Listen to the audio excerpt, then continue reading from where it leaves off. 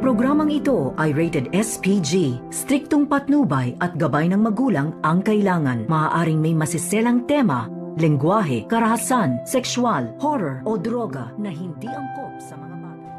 Mapapahamak nga itong si Harry at Regan sa kanilang pagpasok doon sa bahay dito ni Carlos dahil ang hindi nila alam na mayroon na pala mga tauhan na nakapasok doon at tinutukan nga ng baril itong si Lynette. Agad naman nilang sinaktan si Lynette at agad kinuha ang mga alahas.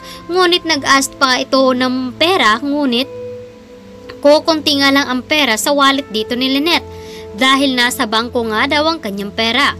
Hanggang sa kinuha nga ng mga lalaki ang ibang gamit dito ni Carlos at nakakita naman ng safety box at agad itong dinala sa harapan ni Lynette. Ngunit meron nga itong password at kailangan makuha ang kombinasyon ng number upang mabuksan nga nila ang safety box. Ngunit tumawag naman itong si Carlos dito kay Lynette at pinapangaralan nga itong si Lynette dahil sa pangingialam dito kay Annalyn. Nagalit nga itong si Carlos kay Lynette dahil nga hindi ito nadisiplina ng maayos.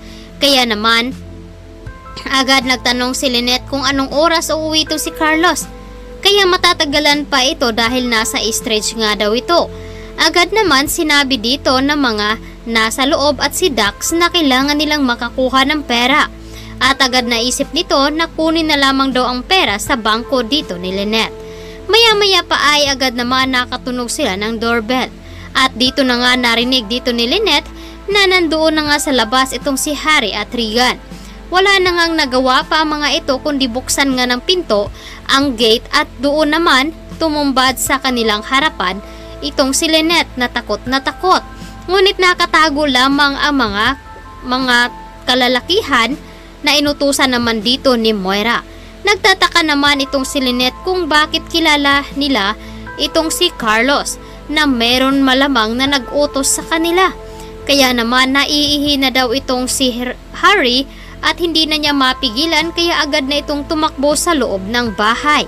Ngunit agad din napigilan dito ni Lynette dahil nakatutok nga sa kanya ang baril at dito na nga mapapahamak itong si Harry. Kaya naman itong si Lynette ay hindi pa humingi ng tulong at hindi pa siya sumigaw.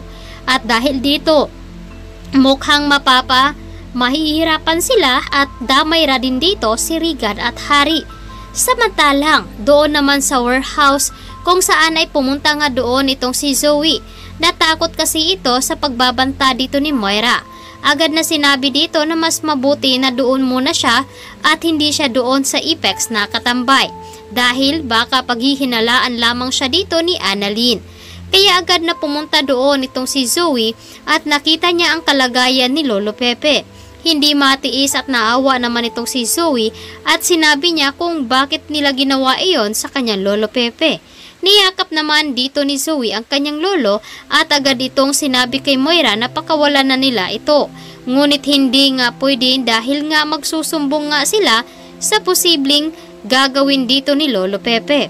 Ngunit hindi naman pwedeng mapigilan dito ni Zoe dahil hindi naman niya ito tunay na lolo. Ngunit sa kalagayan ngayon ay maaawa itong si Zoe at posibleng siya ang dahilan kung bakit makakatakas itong si Lolo Pepe. Kaya ito ang dapat nating aabangan ngayong Lunes. Dito lamang sa Abot Kamay na Pangarap.